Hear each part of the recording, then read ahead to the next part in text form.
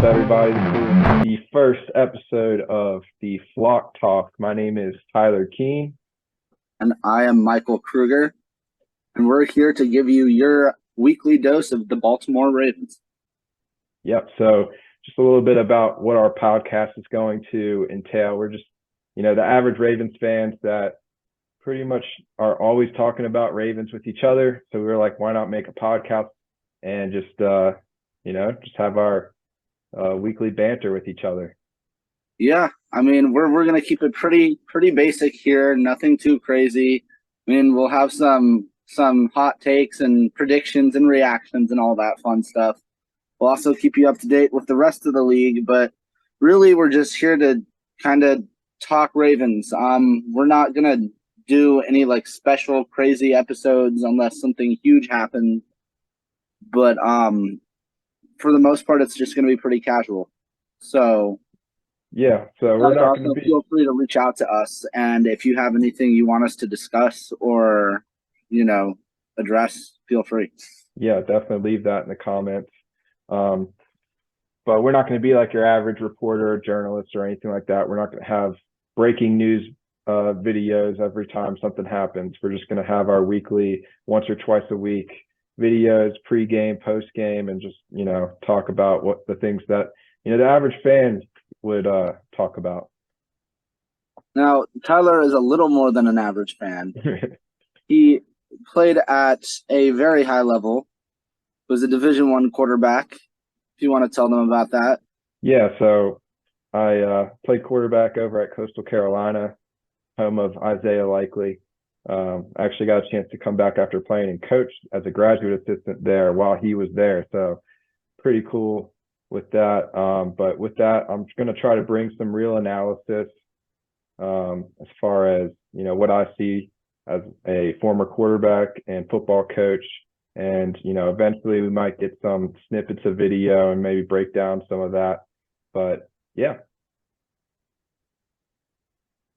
I am not that cool. I'm just a fan.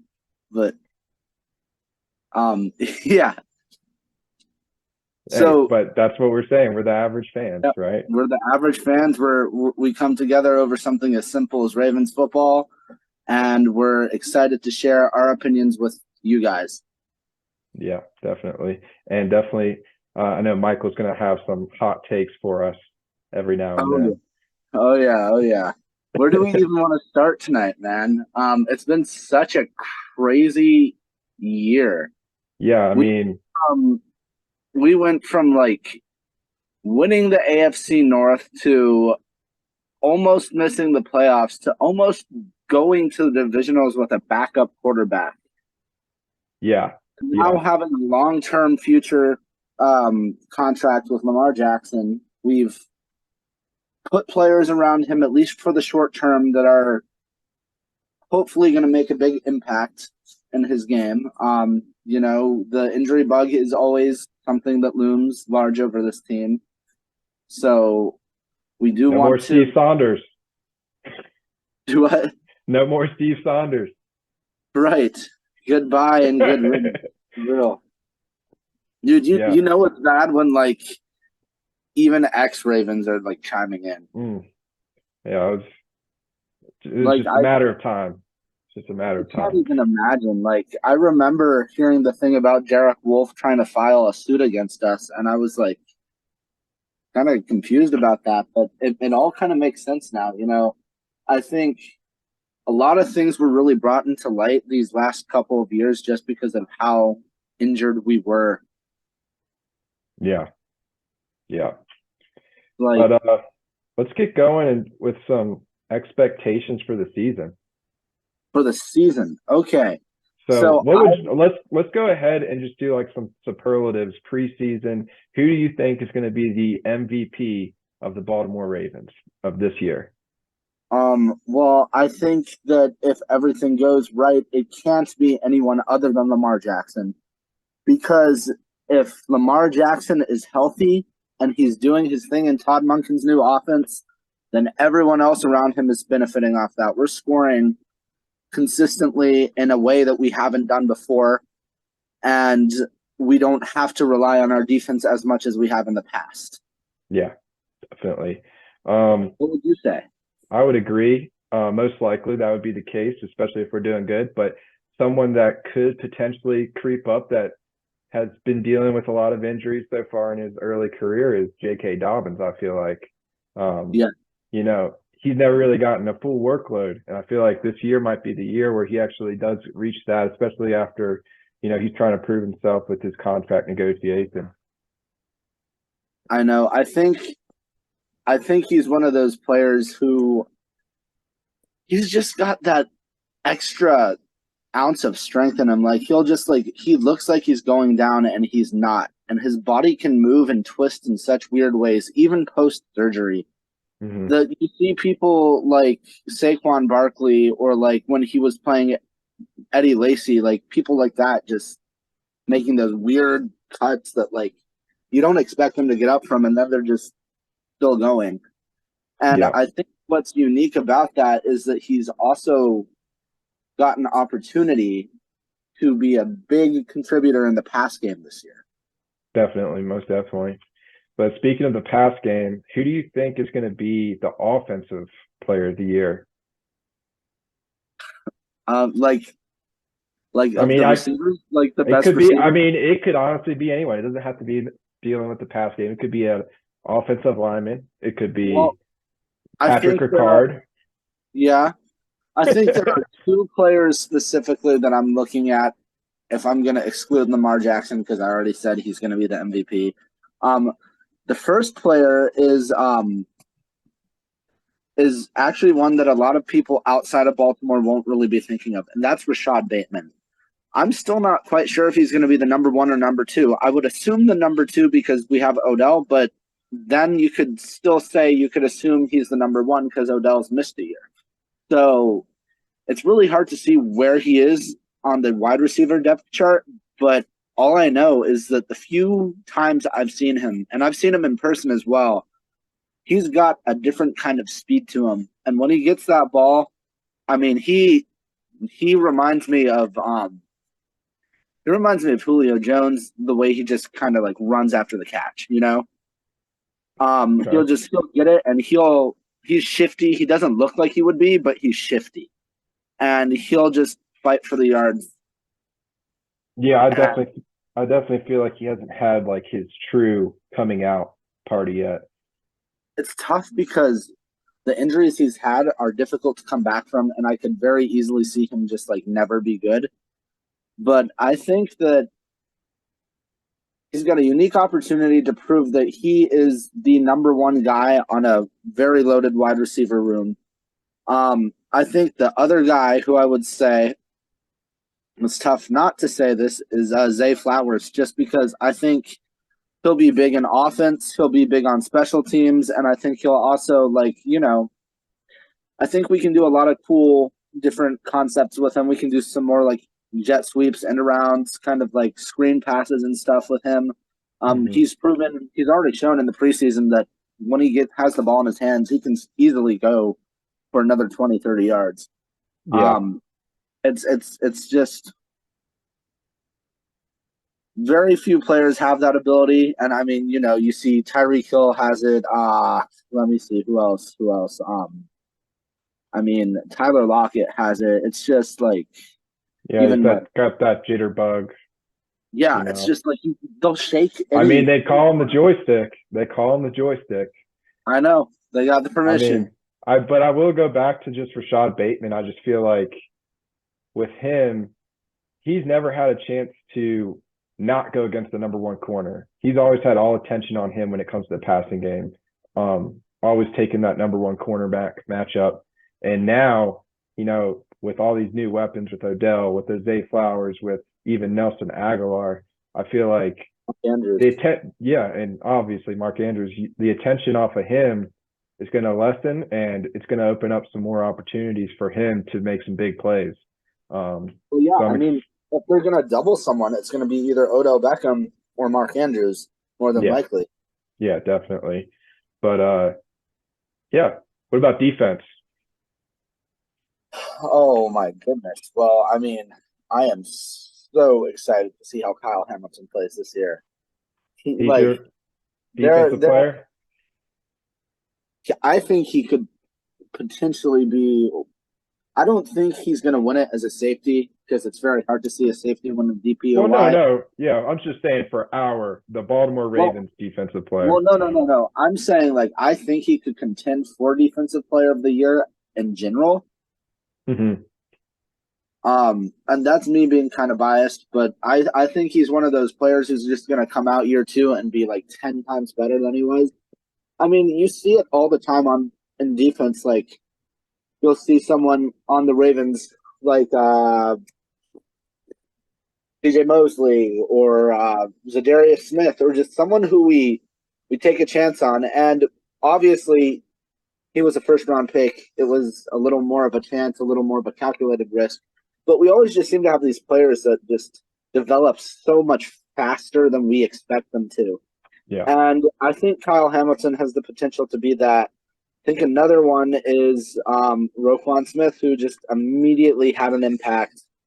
Um, I mean, you saw our defense go from middle of the pack to top three over the span of like six, what was it, 8 games? 8 games? Yeah. Yeah. As soon as we got him, it was a different defense. So like for me, I would say the linebacker tandem of him and Patrick Queen together is going to be the strength of our defense. I think those two together showed last year how great of a defense that we can be under Mike McDonald with those two in sync with each other. And you know something, I hear a lot of people worry about our pass rush. I'm not worried about our pass rush. Maybe I'm being optimistic, too optimistic. I think we'll be fine. I think especially since the addition of Clowney, I think we've got all the weapons we need there. I mean, the thing that sucks is a lot of these guys they're young and they're not consistent. But we can play to that since we have so much depth there. We can just rotate them in and out, use them in different combinations, and just kind of use them to their strengths. You know. Yeah, Um, I think that we just have to, that's the only way to develop somebody is to let them play, let them go out there and actually give them a chance. Because otherwise, they're just going to be sitting there watching these old veterans, and then it's just a revolving door. right. And I mean, like, OA is so fast. He's just got to put it together. And I don't know, this preseason looked good for him. And, Michael Pierce is due to have a year. He always has one of those random, really good years. We just got to keep him healthy. I'm Right. saying, Real. And then, I mean, like, it's also a revolving door there. We've got Travis Jones. We've got Disamatabike. I mean, we're set on our D line interior. Our run stopping is going to be fine. And yeah, especially in week one, I think that's a key for us to win the game. Because they're going to have to rely on running the ball. CJ Stroud's playing in his first ever NFL game against true. our defense, which is being underrated right now, understandably so. I get that our secondary is unreliable right now, and I agree. But what they're going to have to do to beat us is run the ball really well. And I think what we're going to do very well is force them to throw, and that's where they're going to make mistakes. I don't even think it'll matter if Marlon Humphrey misses the first game. I still think we can have 3 or 4 turnovers in the air because Marcus Williams is a ball hawk. Roquan Smith might get his hands on one, and Rock Yassin, he's no scrub. No, And look, obviously, any given Sunday, we could totally go out there and lose this week. And just lose a weird week one game. I mean, the Bears beat the 49ers last year in week one. Like, it yep. happened. But realistically, I don't think the Texans will be able to move the ball against us. I think the only thing I'm worried about with the Ravens is we might have a little bit of a slow start on offense. It might take a few drives to get things clicking. The secondary of the Texans is opportunistic. They can turn the ball over, and they do have a decent defense, so they could get a turnover or two on us as well. Yeah, so just going into this week one matchup, first thing, they did post the official depth charts, and no surprises from what I've seen with us. The only thing I would say is Zay Flowers is probably going to be the starting slot, but Nelson Aguilar is probably going to rotate in just as much. And Yeah. the one thing that I did want to talk about was McCary. He's going to be that backup center now with Mustafa on the practice squad. And then he's also going to be your backup left tackle. Okay. Which is also important to note. Ronnie Stanley today, he sat out with some ankle soreness. They've been monitoring his ankle. Yeah, I wouldn't be surprised if they, go, in between drives early on in the season, just trying to get Stanley back in playing shape. Have Like McCary, last year. It just like worked. last year. Yep. And I mean, McCary's shown he's definitely capable, but one thing that I worry about is rookie Will Anderson on the other side coming at him, first That round dude is pick. he wreaked havoc. I don't care if we have healthy Ronnie Stanley, and that's going to be a tough matchup for any tackle. For sure. I think he is someone that might have an opportunity to have a really good day against us, especially if Ronnie Stanley is rotating in and out or doesn't play. Yeah, so for me, I think another thing about the Texans is they actually have an extremely strong secondary. Believe it or not, even with them being the worst team in the NFL last year, they were the only defense last year that had more interceptions than passing touchdowns against them. And Really? the leader was the rookie safety from last year, Jalen Petre. He had 5 interceptions last year. So he's someone that we need to try to steer away from, especially with this new offense. Lamar's got to be careful with the ball. I think he'll learn very quickly. He might look. Being honest, Lamar hasn't always been the best decision maker, especially early in the season. He might get baited into one or two. I hope it doesn't end up costing us a tough loss. I don't think it will. I think Lamar's past that, and he could shut me up, and I hope he does because, I would love for him to just start the year off red hot against a team that we should, by all means, destroy. This game on paper shouldn't even be close. But we're getting all of the hype. All of the hype is going to the Ravens. Everyone's saying how we're a Super Bowl favorite. And hopefully our guys don't read the press clippings because it's very easy to fall into that and think how great you are on paper, but that doesn't really mean anything, we haven't even played a game with Odell Beckham Jr. or Zay Flowers yet, and they're already saying Zay Flowers could be offensive rookie of the year. And they're already talking about how Odell thinks we could go to the Super Bowl. This is all just preseason talk, and we're getting a lot this year because we've had a lot of big names sign or re-sign with us, and we're kind of in the national spotlight. But we're definitely the spotlight of the offseason. you have to remember, I watch, and I think Tyler does too. I watch all sorts of different Ravens media. I listen to the Ravens Vault. I watch Engraven. I watch Nitro. A lot of these guys have really high expectations for this year, and I do too. And they're pretty good at, tempering their expectations. But I want to do that too because I am someone, admittedly, who can easily get carried away in the hype, and I think for people like myself, we just need to remember that it's a 17-game season. We don't have to win 15 games to make the playoffs, and we don't have to win 15 games to make the Super Bowl. We just have to remain healthy and, for the best shot at the Super Bowl, win our division.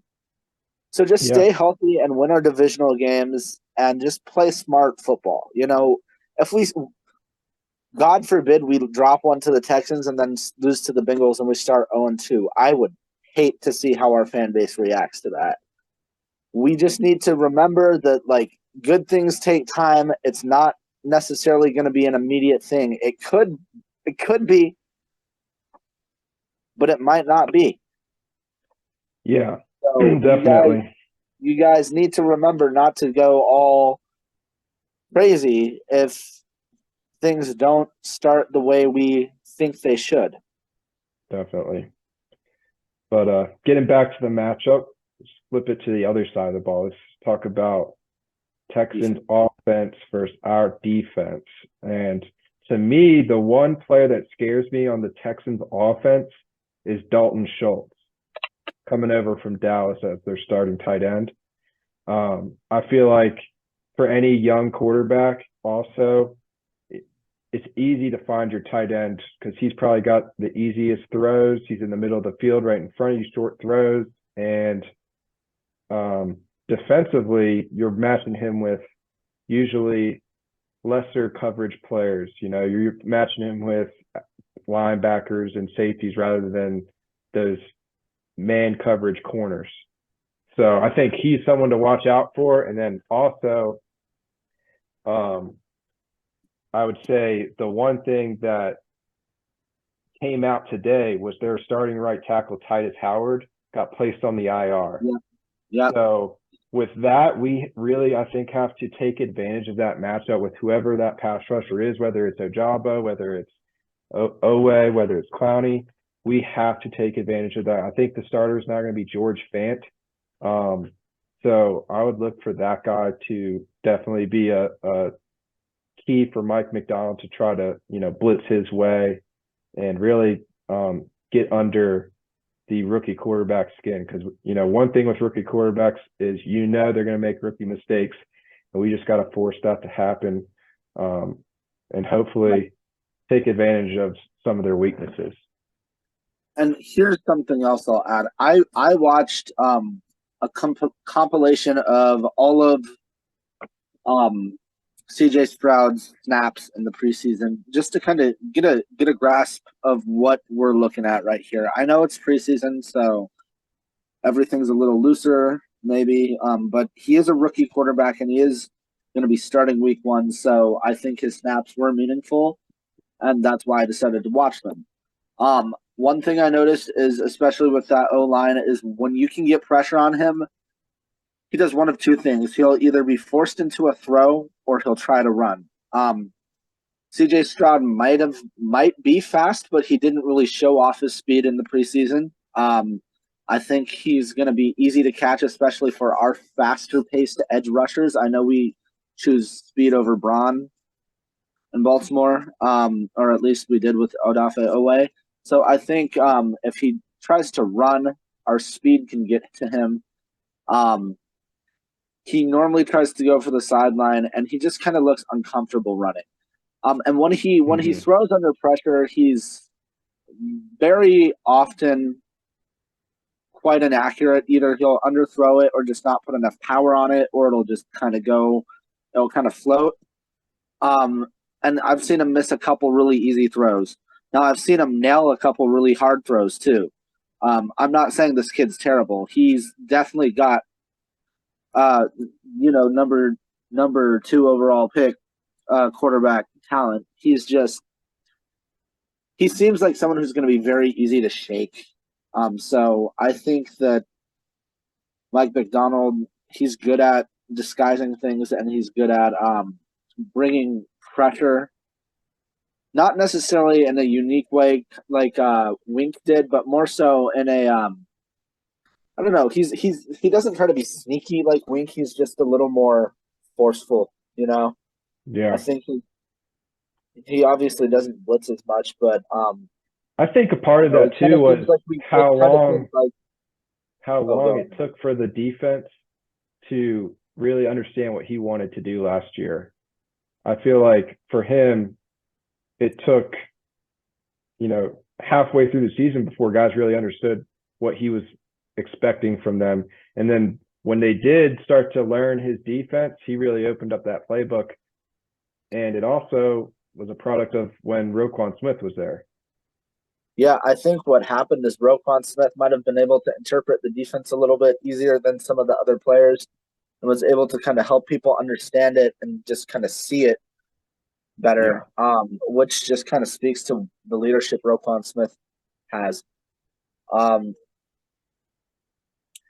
Okay, why don't we get into this? For our game in week 1, give me your predictions. Give me a bold prediction and then just like your three predictions and then a bold prediction. All right. So first off, I'm going to just say for offensively, my keys to the victory are, this is our first game in the new offense. We need to establish the run game. This is a team that has a weak defensive front, interior wise, and I think that we can really take advantage of that. And then secondly, we need to have 0 turnovers. This secondary is a very ball hawking secondary. So if we're able to do that, I think we'll be just fine on offense. And then defensively, we got to force that rookie quarterback to make those rookie mistakes. We got to add that extra pressure, especially on that weaker offensive lineman, the backup offensive lineman. Those are the guys we have to attack.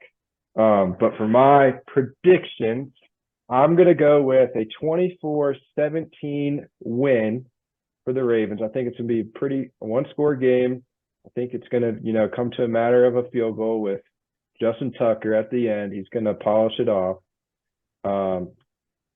But my bold prediction would be that we don't see a whole lot of Mark Andrews. They're trying to brush his injury under the rug, but early on in the season, do we really need to rush him back into things? I don't think so. I think we got 2 backup tight ends that are capable with Isaiah Likely and Charlie Kohler. I think they take more reps than you would expect, and one of them scores. Okay. I could see that. I like that. Okay, so I guess I would say my keys to the game for offense and defense. My offensive keys to the game would be hold on to the ball and just, kind of like run the clock down. So like you said, run it, but also just like try out some of these new schemes, new screens and things in our scheme, do some shifty stuff. Mm-hmm. Like a screen pass to Zay Flowers or a end around to Duvernay or something, just kind of use this opportunity against a team we're much better than, but still has a good defense to try some things out, Mm-hmm. I don't know if that sounds stupid. But I would say my key for defense is just make sure you're tackling properly and force turnovers. You force turnovers, this team's not going to win. I would say my prediction would be pretty comfortable. I'd say probably like a 33-20 for the Ravens. I think that it could start kind of weird. Maybe like the Texans get off to like a 10-3 lead or something.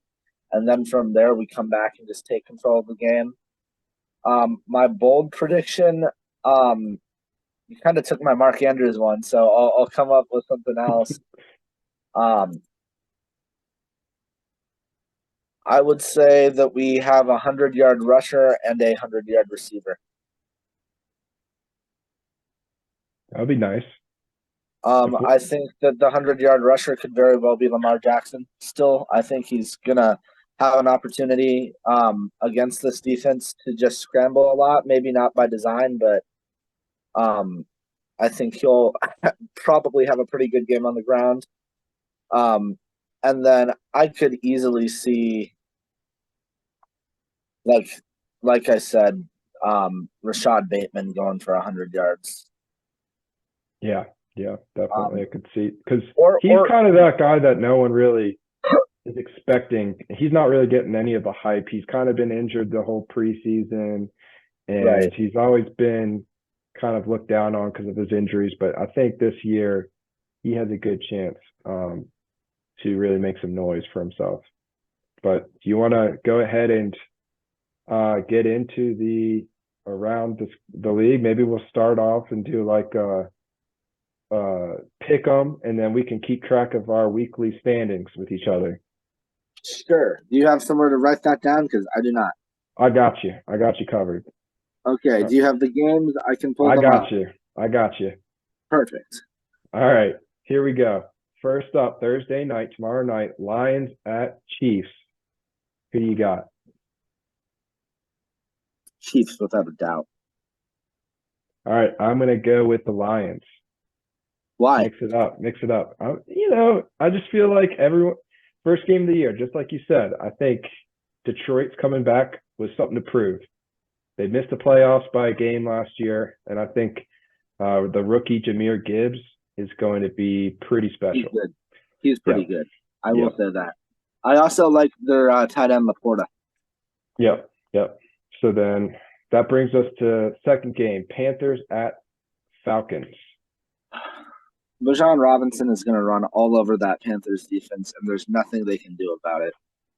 I'm with you, and I think Bryce Young is going to get sacked about probably 7 or 8 times. Dude, I'm actually worried he might get hurt. I don't want to jinx anything, and I don't want to put that. You know what? I take that back.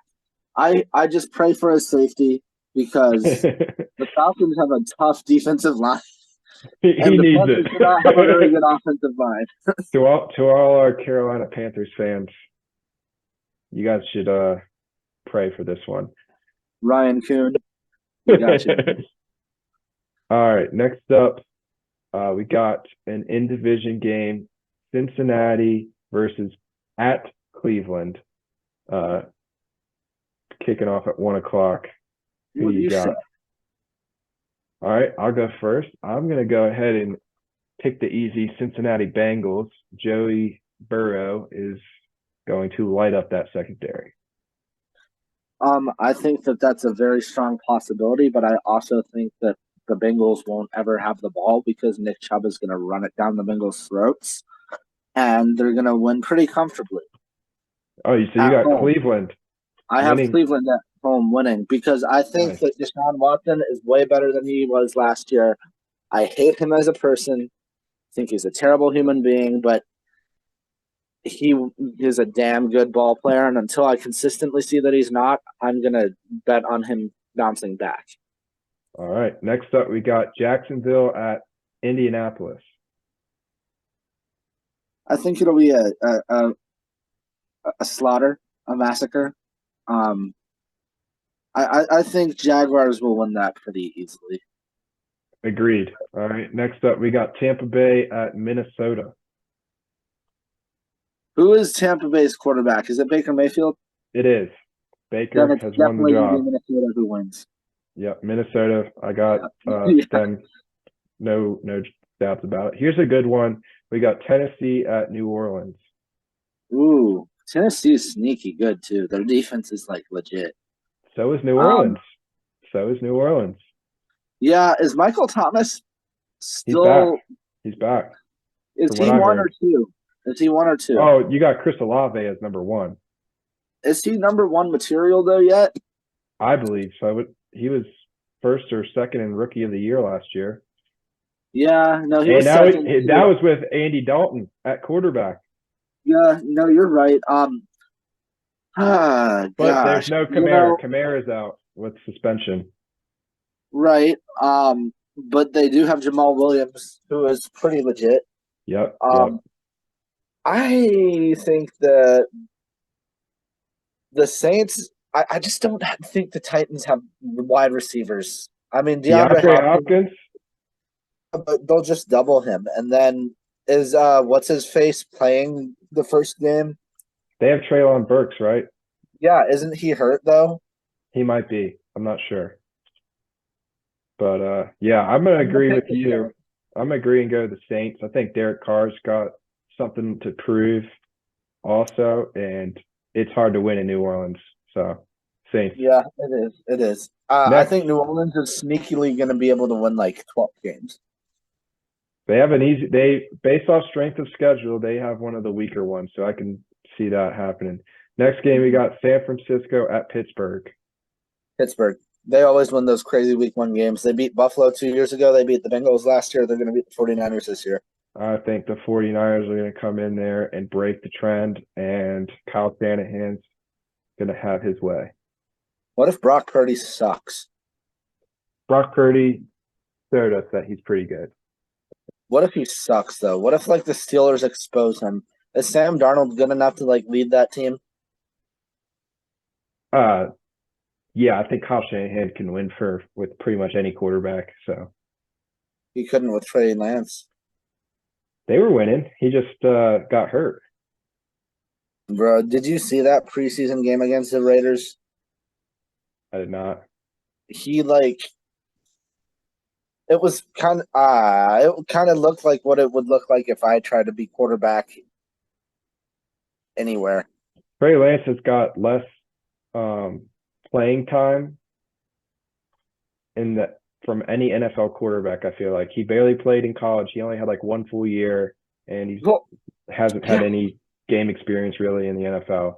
And that's what I texted you like that one time. Is like I think it's so stupid when people draft quarterbacks who haven't played at least 2 full seasons in college. Like I really would say 3, because I mean, maybe Anthony Richardson's really good. Everything I hear is great about him, but look at the resume. I mean, you've got who was it? Mitchell Trubisky played, what was it, 13 games? He's awful, dude. I mean, I think Jamarcus Russell could outplay that man. I really do. That's saying a lot. And I think that we're seeing it with Lance. Who are some other quarterbacks who didn't have a lot of college experience? Because, I mean, I'm sure they're all proving my point. Let's see. Didn't Johnny Manziel only do 2 seasons? He left early. Yeah. Well. Yeah, I don't know. There's I'm not sure on that. I think you have to play. I think you have to play. Was it Trubisky one of them? Yeah. Trubisky played 13 games, and then the Bears traded up to get him. Yep. And that's almost identical to the 49ers. Really, it is. And it's funny because the Bears traded with the 49ers. Next game is, let's see, Arizona at Washington. God, is Arizona even considered a professional team right now? I believe they did just name Josh Dobbs the starting quarterback this week. I thought they said Clayton Tune was. Well, let's find out real quick before we go conflicting reports here. Nonetheless, I think that if the Commanders don't win, they should just tank. Josh Dobbs is expecting to start. Wow, good for him. Yeah, I mean, has he ever had an opportunity to start? No, I don't think so. Got drafted by Pittsburgh, didn't get to start in Cleveland either. He does have a familiar face to throw to with Hollywood. Yeah. I saw a video, though, the other day. Hollywood was going up. I can't remember who it was. It was a corner on the Vikings. They were doing a joint practice, and that man could not get separation. It was kind of sad and kind of scary, and it reminded me of why I didn't like him in Baltimore. And I feel bad for Hollywood because I like the kid. I don't. I liked the kid, especially when we drafted him. He seemed so humble. But then he just, I mean, I get not wanting to play under Greg Roman's offense. I get all of that. I bet he wishes he would have stayed now. Yeah, I mean, I get it. But whether he would have been kept or not. I'm glad he left because we got Tyler Linderbaum out of it. Yeah, I'm so glad. We definitely won that deal by far and away. He is a one-trick pony. He can literally just run down the field as fast as anybody, but that's about it. If you actually have someone that's close to his speed, he's going to be guarded. He can't get any separation. Any type of run after catch, just count on anyone that touches him with their breath is going to tackle him. Yeah. Sucks. Yeah. He can go play video games with Kyler Murray. Damn. As far as I'm concerned. I hope our friend Calvin hears this. Yeah. He probably doesn't even pay attention to football after how bad they are this year. He was actually trying to convince me the other day that they might not be as bad as everyone thinks they are. Okay. They do have an exciting wide receiver named Michael Wilson who seems like he's going to be really good. Okay. Keep an eye on him. I will do that. All right, next game we got Green Bay at Chicago. Green Bay. Chicago can't beat Green Bay. It doesn't matter. Alan All right. Lazard better than Justin Fields. Or not Alan Lazard. Freaking. God, I'm blanking on the dude's name. Jordan Love. Yeah, Jordan Love is better than Justin Fields. Wow. All right, I'm gonna go with the home team. I'm gonna go with Chicago. I think Justin Fields has the chance to have a breakout year this year. Okay, well, I mean, I think that Justin Fields is. I'm not saying he's bad. I think that Jordan Love is going to be a lot better than people expect him to be. I think he's going to be a good pocket passer. He's going to make good decisions. He never really seemed like a dumb player to me, when he does play. He's just been in weird situations. And I think given a full year, he'll earn by the end of his 1 year contract that he got for next year. I think he'll earn a long-term extension with the Packers, and I think it'll start with this. I think he'll be able to beat the Bears. I like Justin Fields. I think he's electric. He reminds me a lot of Lamar when he was a rookie, where he wasn't necessarily a great passer at all, but can run like the wind. No offense to Bears fans. I really don't think Justin Fields can throw the ball that well. Never did, even in college. But told y'all you have some hot takes. I don't think the Bears defense is good enough to stop the Packers offense consistently enough to win the game. I think the Packers defense isn't as strong as Chicago's defense. They did get no more Zadarius. Yeah, no. Who did the Bears just pick up too? It was Terrell Edmonds. They got Tremaine Edmonds from Buffalo.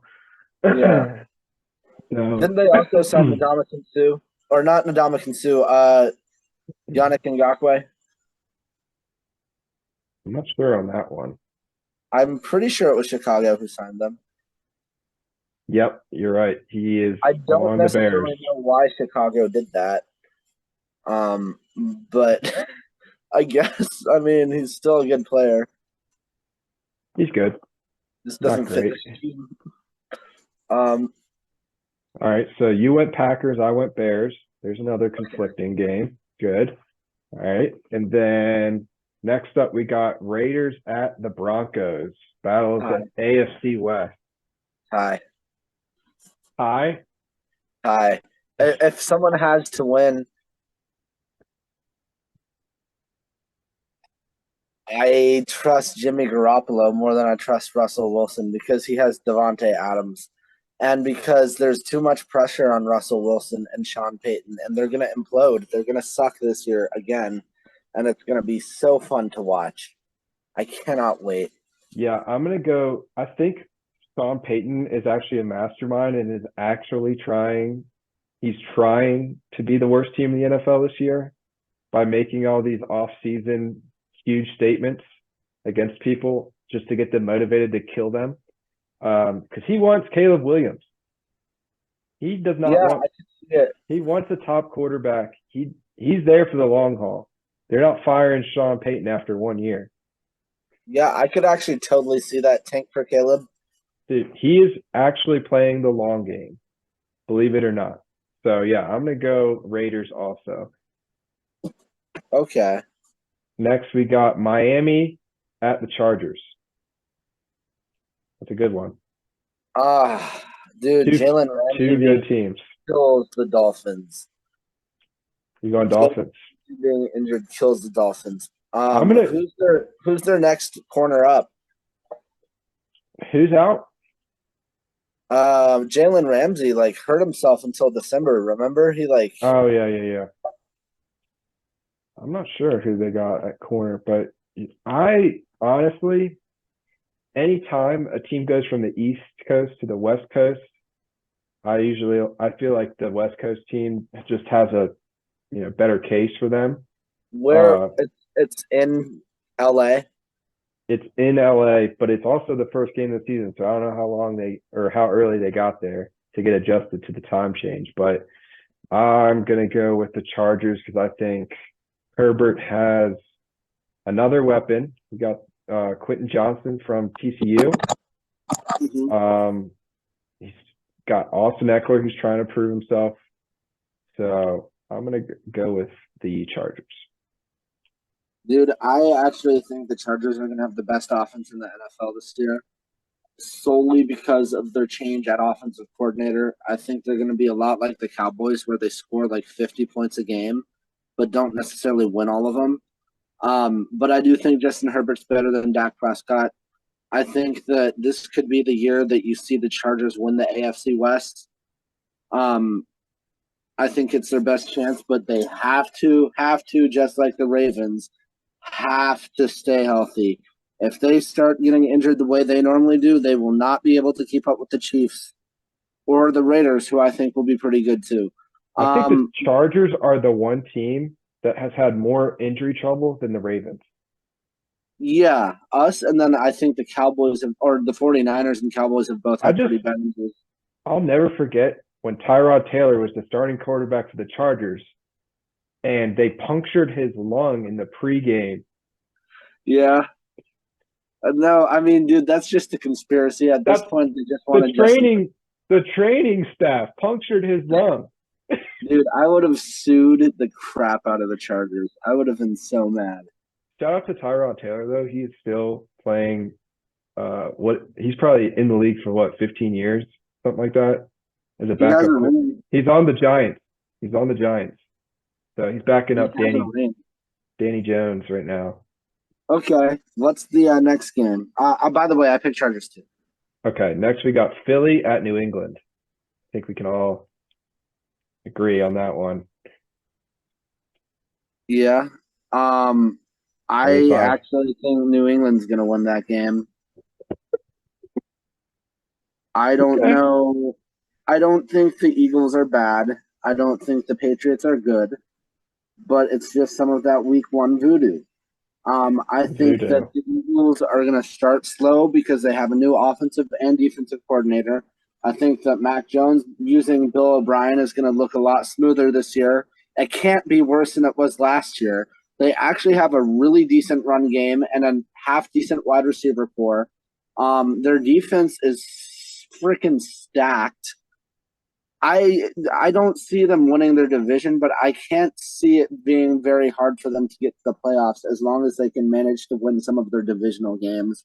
I think they're a lot better than people give them credit to be. Bill Belichick is still one of the best coaches in the history of the NFL, and I think he definitely has what it takes to beat a Super Bowl hungover losing Eagles. Not saying that their season is going to be a Super Bowl hangover, but maybe week one will be, you know? I disagree wholeheartedly. I am going with the Eagles by at least a couple scores. I think New England just doesn't have any pass catchers. They don't have anybody that is a threat offensively to me. I mean, their number one is Devontae Parker, who's towards the tail end of his career. Sorry, Palmer, but yeah, he's not what he wants. He's not what he once was, and their other guys are sneaky good though. Juju Smith-Schuster and Jacoby Myers are Did you hear the report about Juju Smith-Schuster? No, what? Apparently, and I don't know how verified this is, but apparently he has a similar knee thing that Odell Beckham had when he was playing with the Rams, where at any moment his knee could just completely bust. Oh shit!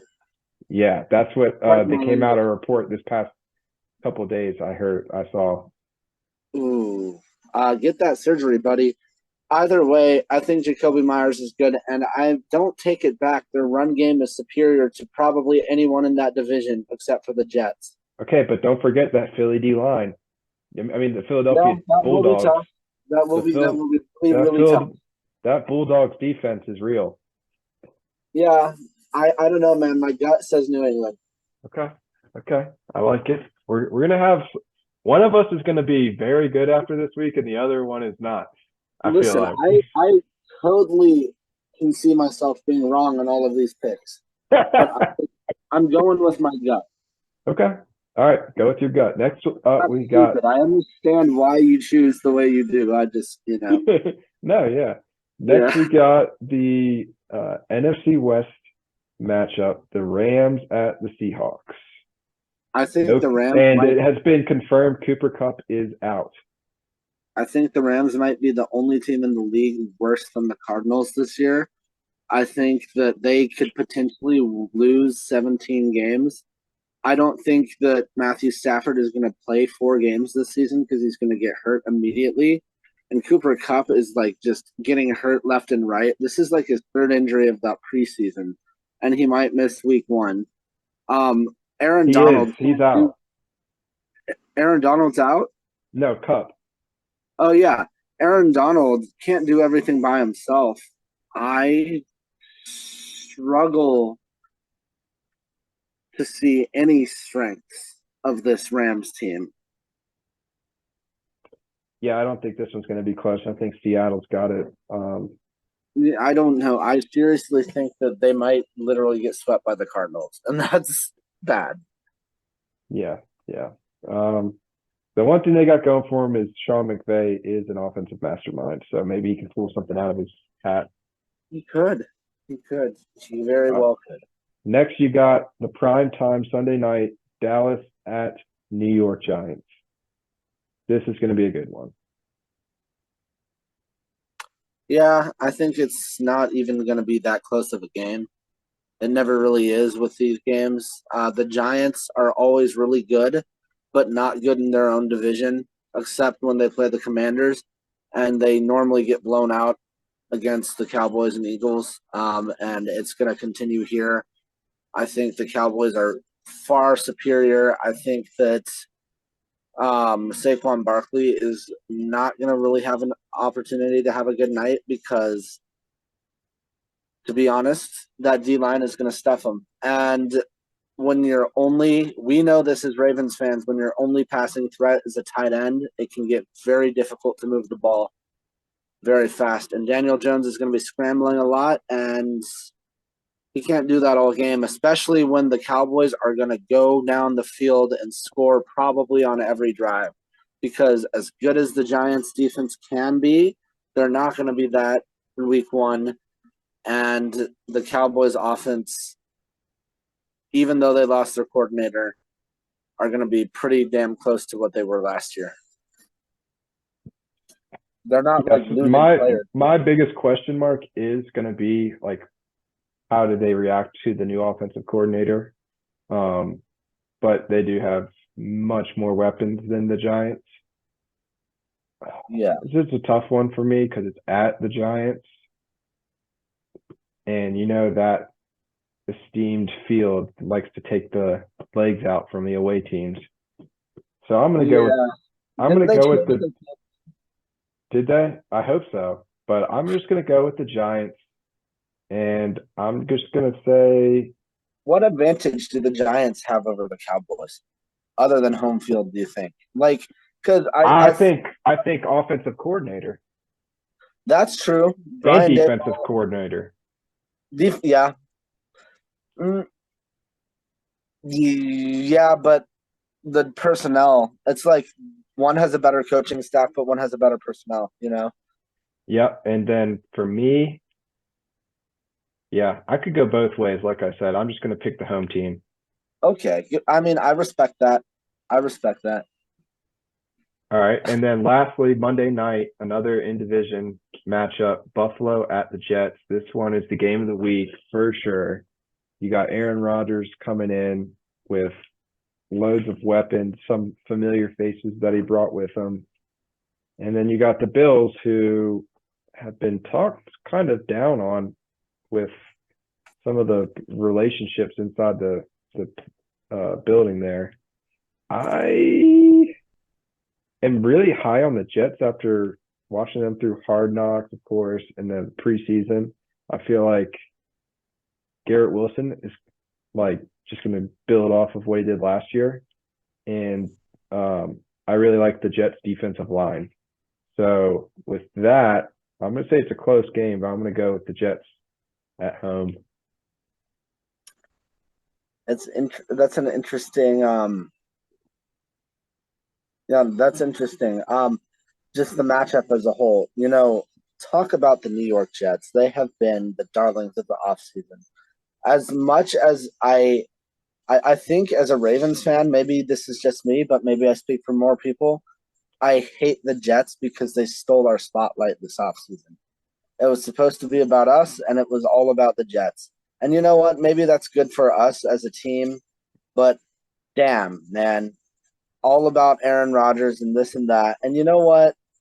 Yeah, they're going to be good, but they're not going to win their division. The Buffalo Bills are the best team in that division until proven otherwise. Aaron Rodgers is freaking 40 years old. He's going to get killed in that terrible old line, and probably Zach Wilson's going to be starting in week 7 and then lose the rest of the season.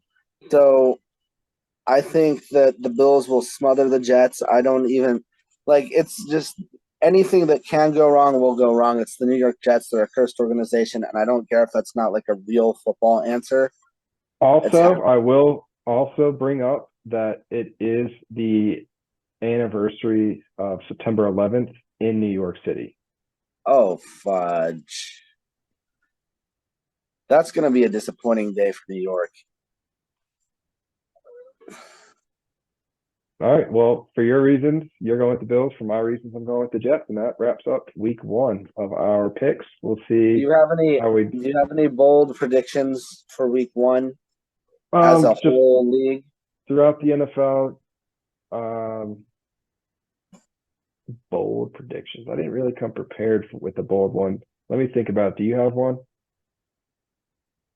Of course I have one. I think that against the Arizona Cardinals, I always forget their quarterback's name. What is the Commanders' quarterback's name again? Howell. Sam Howell, yeah. He looks pretty good.